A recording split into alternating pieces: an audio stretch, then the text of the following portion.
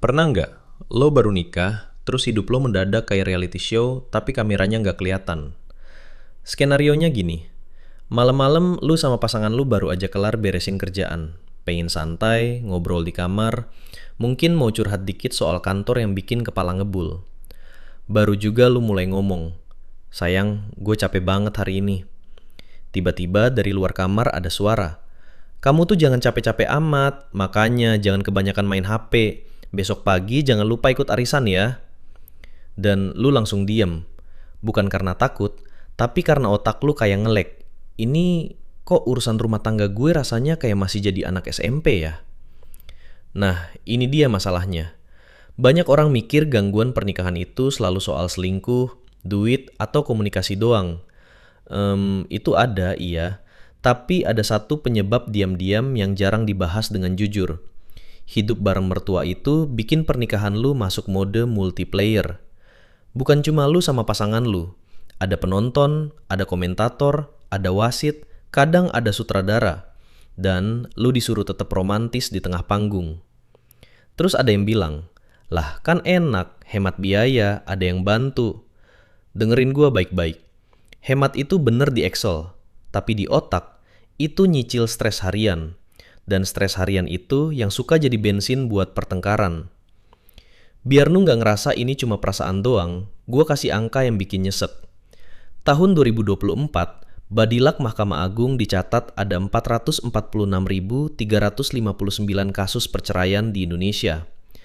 Itu bukan angka kecil bro, itu ratusan ribu rumah tangga yang bubar.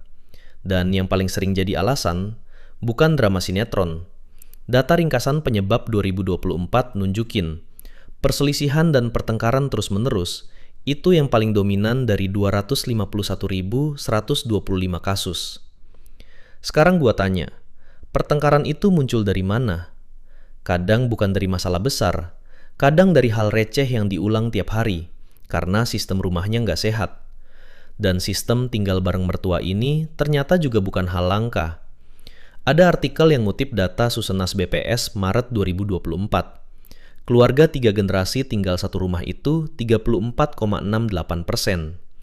Jadi kalau lu ngerasa, kok kayaknya banyak banget yang tinggal bareng orang tua atau mertua? Ya emang banyak. Ini bukan kasus pinggiran. Ini budaya, ini ekonomi, ini realita. Oke, sekarang gua ceritain yang paling relatable. Bayangin lu pasangan muda. Katakanlah namanya Dika sama Naya. Baru nikah, duit masih ngepas.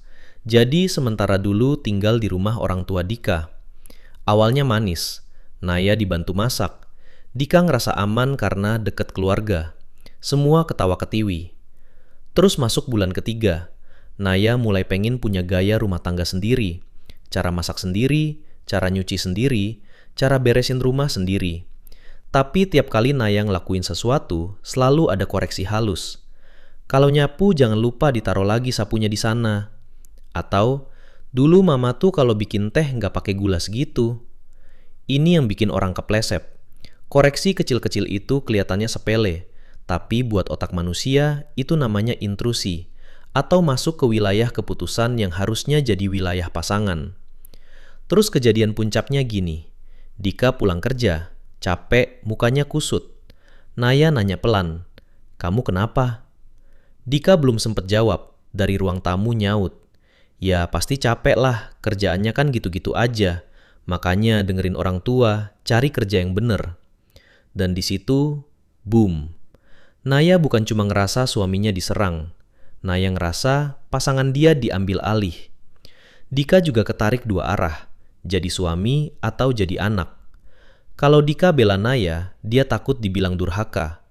Kalau Dika diem, Naya ngerasa sendirian. Nah, terus akhirnya mereka berantem bukan soal teh, bukan soal kerja, tapi soal lu ada di pihak gue apa enggak. Secara psikologi, mekanismenya begini. Pernikahan itu butuh boundary, batas yang jelas. Batas ini bukan buat musuhin mertua. Batas ini buat ngasih sinyal ke otak. Ini unit baru. Ini tim baru. Kalau batasnya bolong, otak lu hidup di mode waspada. Mode waspada bikin lu gampang defensif. Gampang defensif bikin nada bicara naik. Nada naik bikin mertua ikut campur. Alasannya biar adem. Dan ikut campur bikin lu makin kesel. Itu siklus setan. Ada satu lagi yang sering kejadian dan orang gak sadar.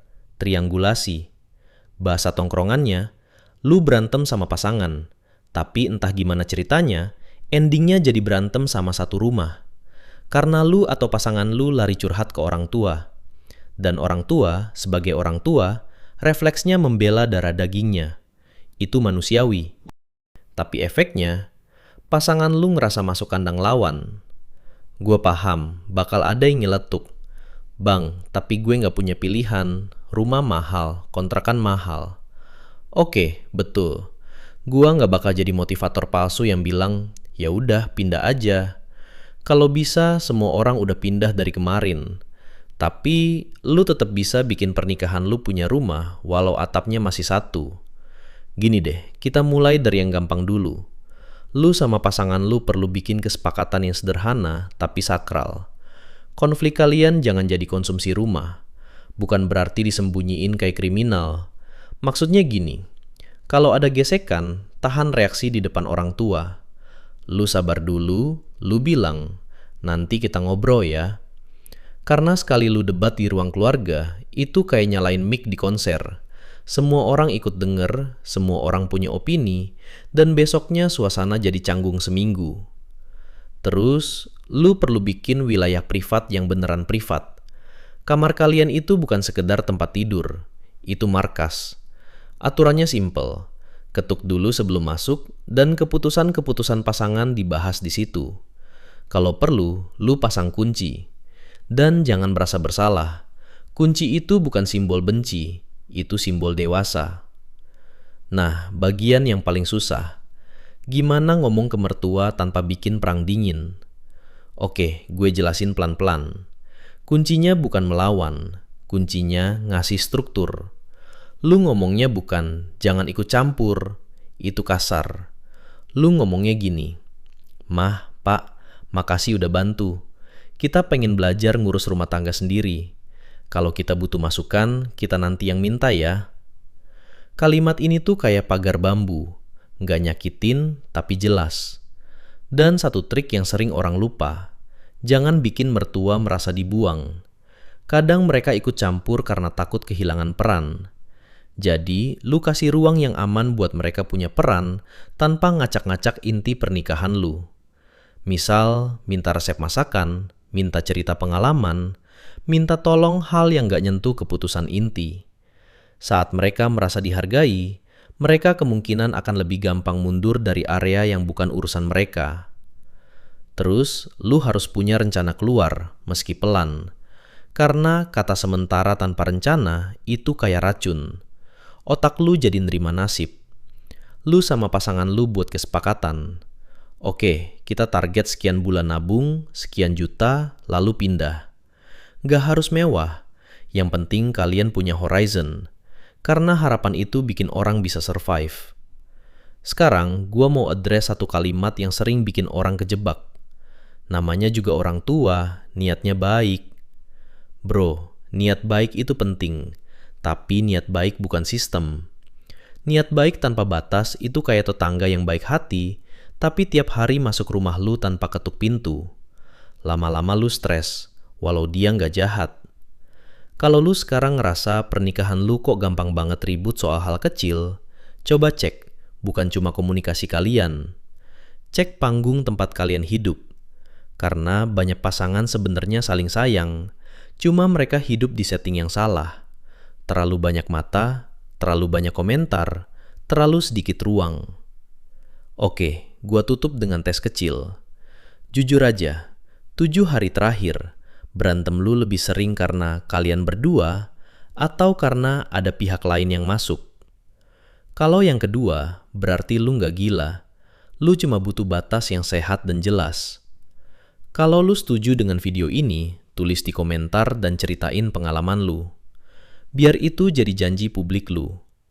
Jangan lupa share ke temen lu yang lagi numpang dulu, tapi tiap minggu ada drama.